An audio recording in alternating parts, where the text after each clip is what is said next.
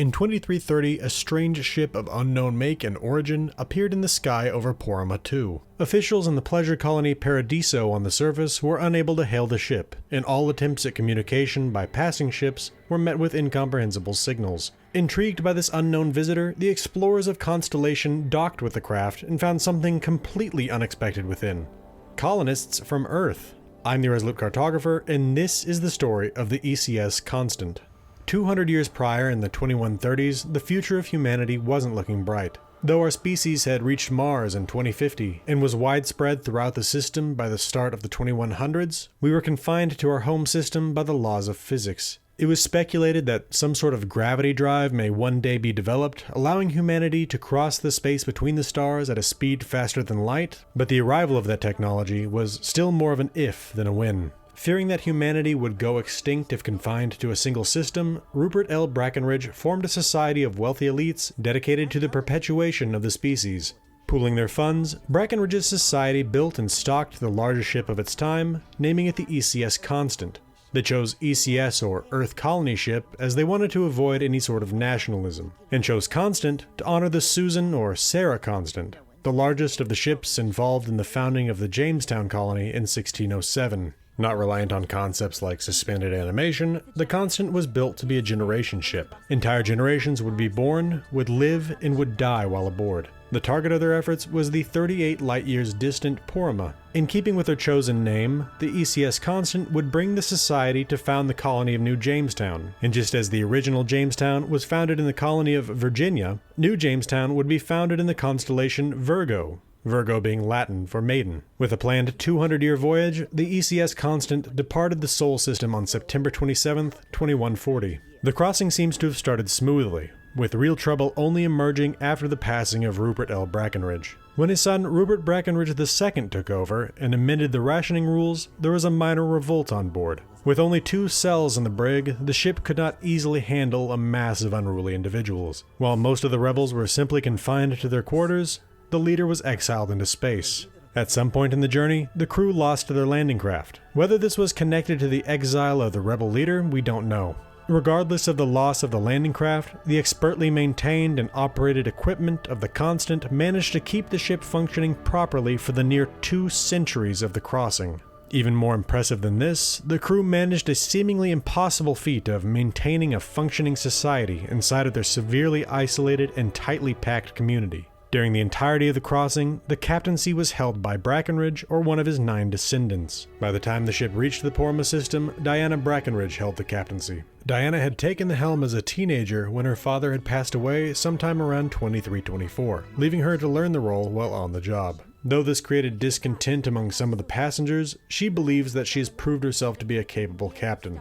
As for the other roles on the ship, they were assigned based on ability with no attention paid to the preferences of the individual. Even though this created resentment for those who truly hated their jobs, this meritocratic job assignment seems to have kept the ship functioning well. The people of the Constant lived a simple and fairly boring life.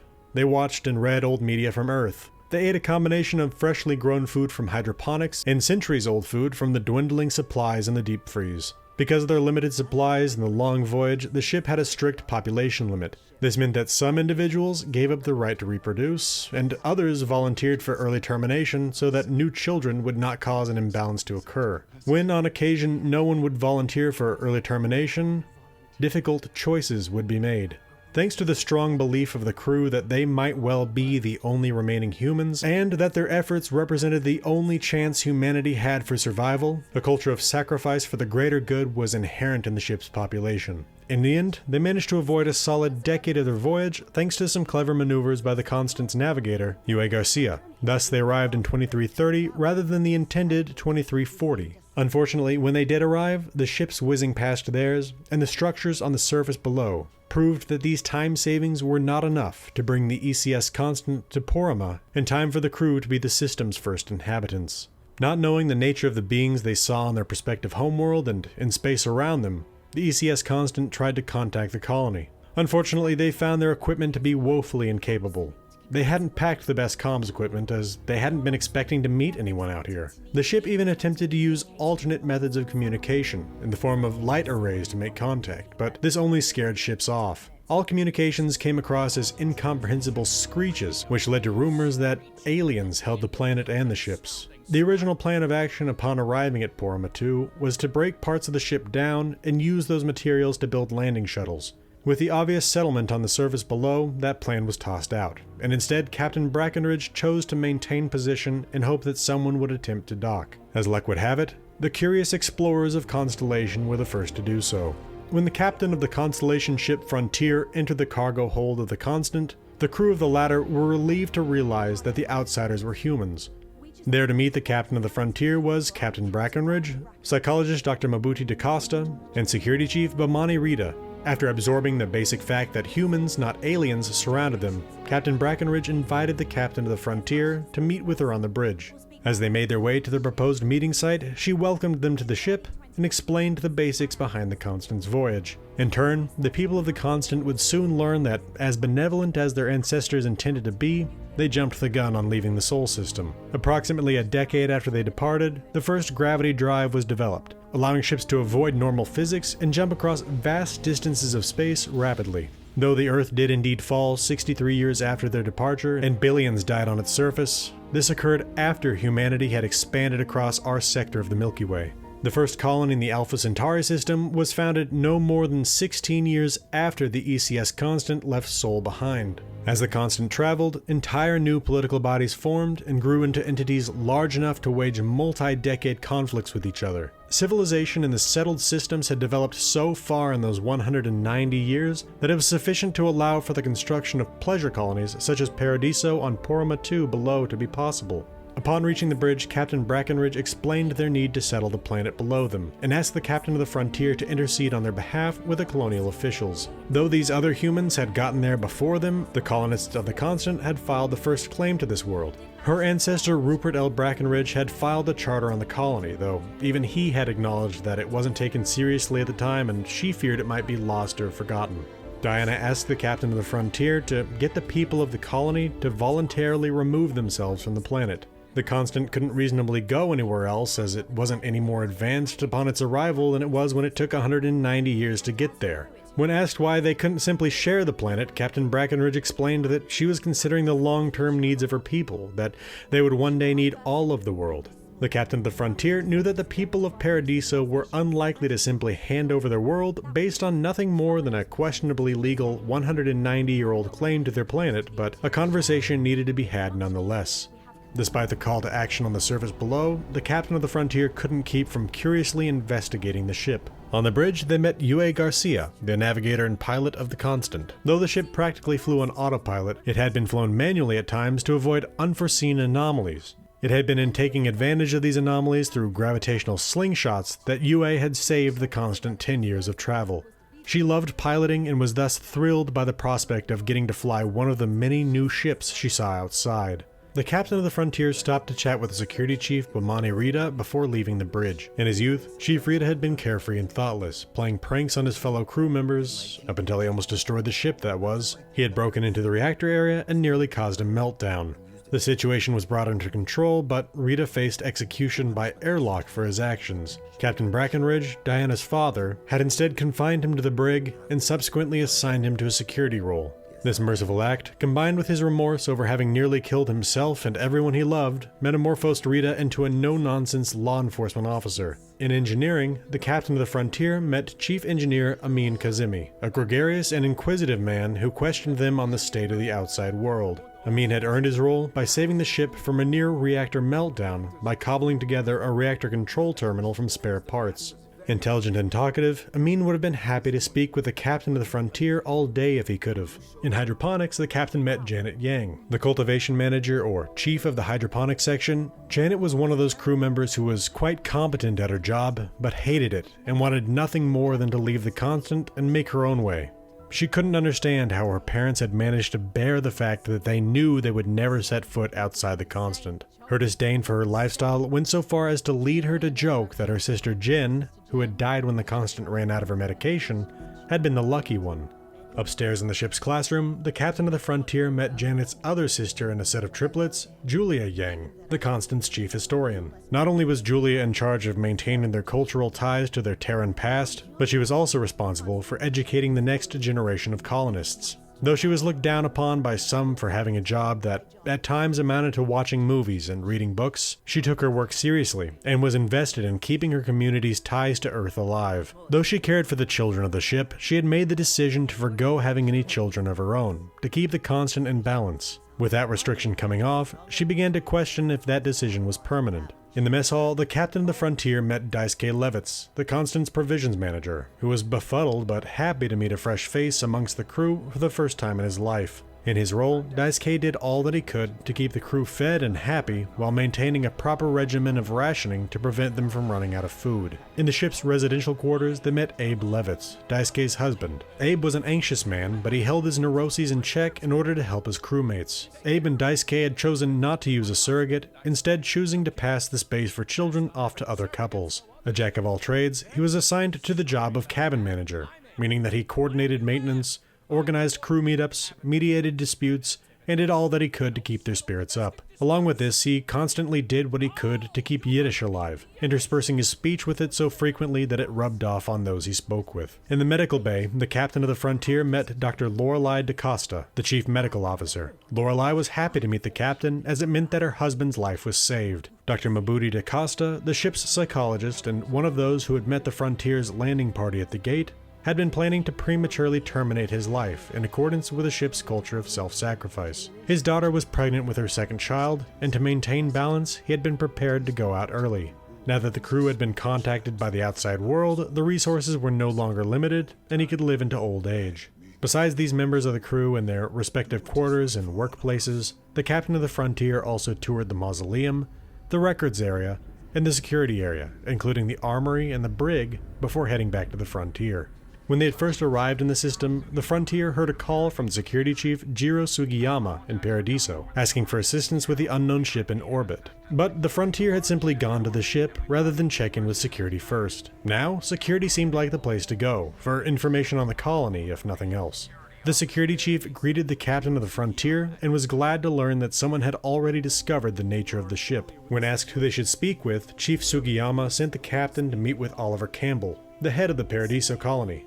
The captain headed for the main building in Paradiso, the hotel that towered over the landing pads on one side and a beautiful sandy beach on the other. After ascending the elevator within, they arrived on the executive floor. Here, a receptionist questioned them about their purpose and made it clear that they were about to enter a hostile environment. With this warning and an invitation to meet, as the security chief had called ahead, the captain entered the boardroom of the colony and found three figures seated around the table: Balam Khan, Seema Charmichi, and Oliver Campbell. When informed of the Constant and their requests, the board made it clear that they had already been discussing what to do about their unexpected visitors. One potential plan had been to advertise the ship as alien and to draw customers in to come see the aliens. Having learned of their actual nature, the following potential options were discussed.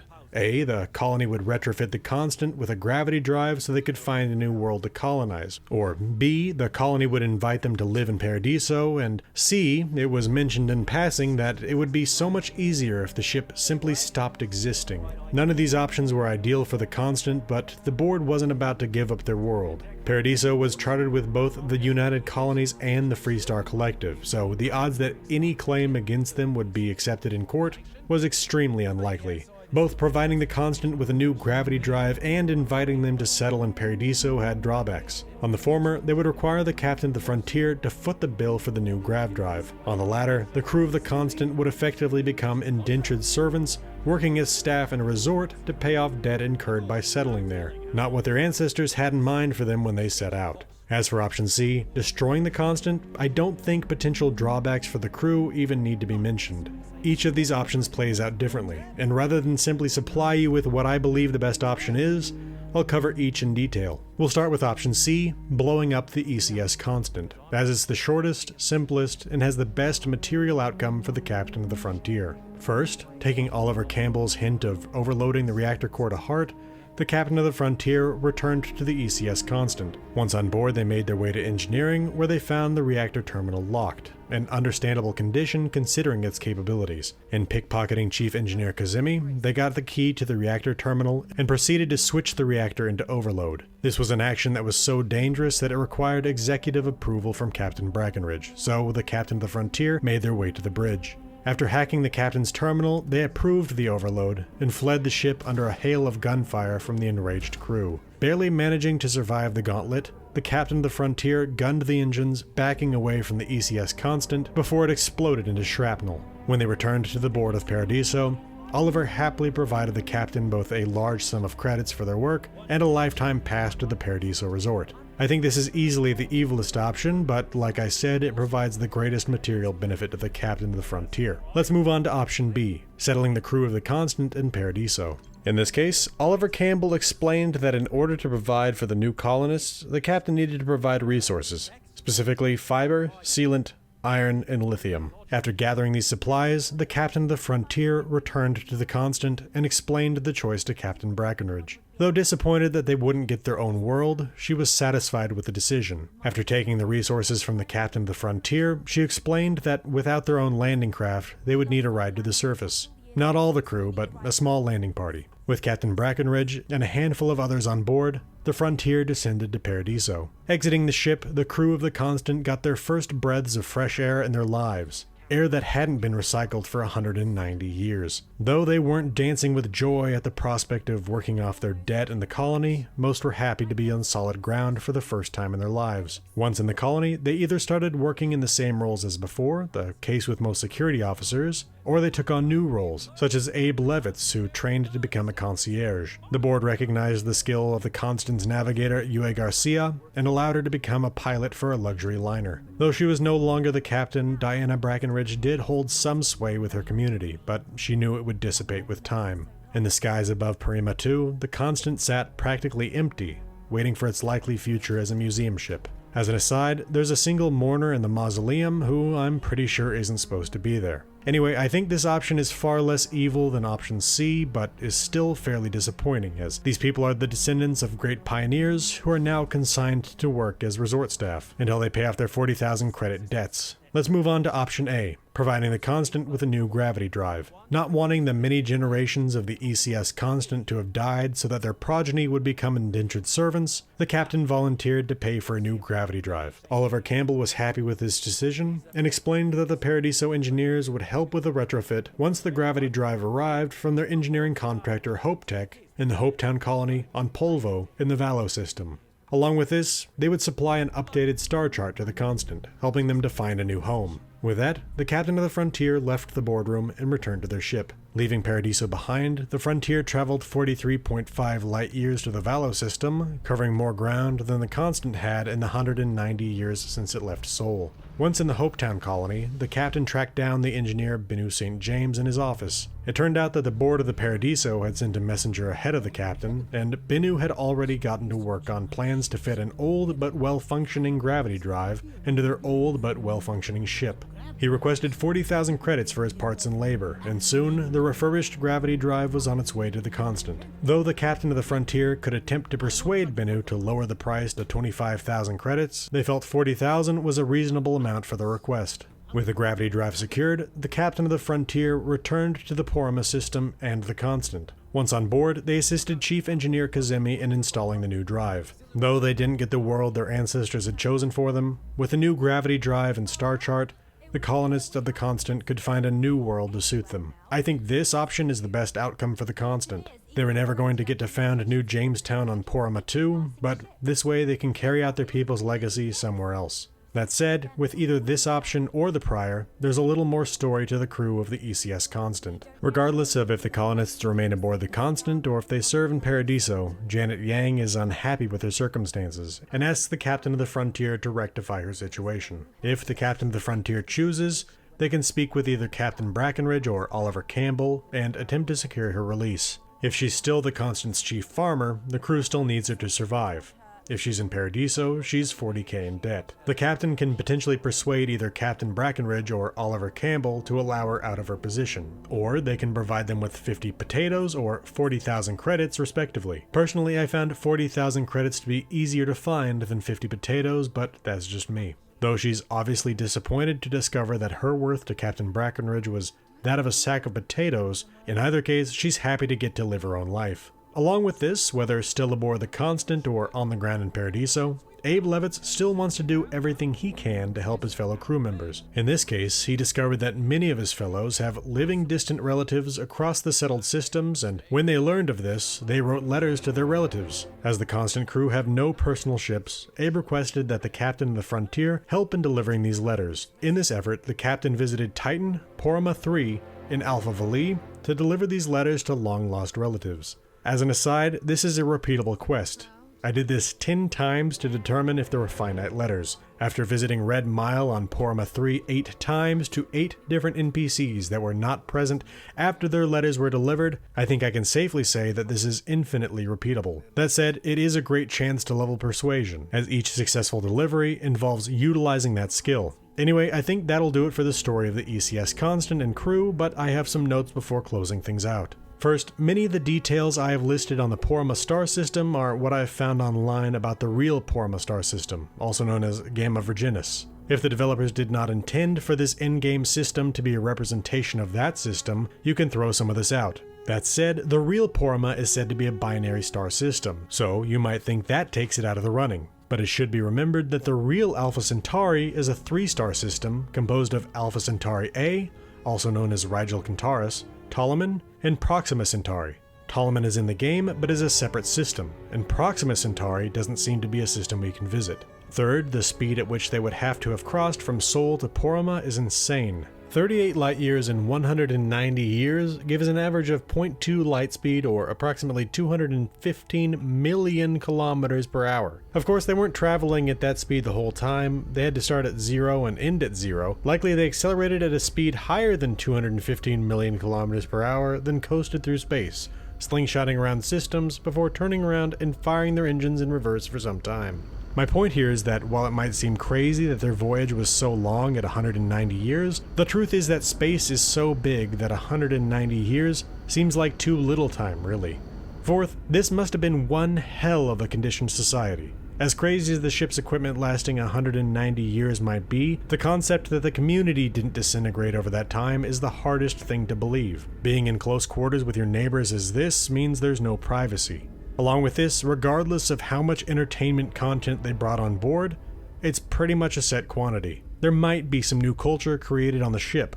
I would expect some memoirs to be written, but all told, you're probably going to run out of things to read and watch at some point. Lastly on this point, it's kind of crazy to see the population calculations that had to be made here. Dr. Mabudi da Costa was willing to sacrifice himself so that his daughter could have a second child without upsetting the balance of the ship. While this is an admirable sacrifice for the next generation, can you imagine being his daughter and realizing that your choice to get pregnant has resulted in your father planning his own termination? I would be not at all surprised to find out that the water is contaminated with some sort of pacification pharmaceutical.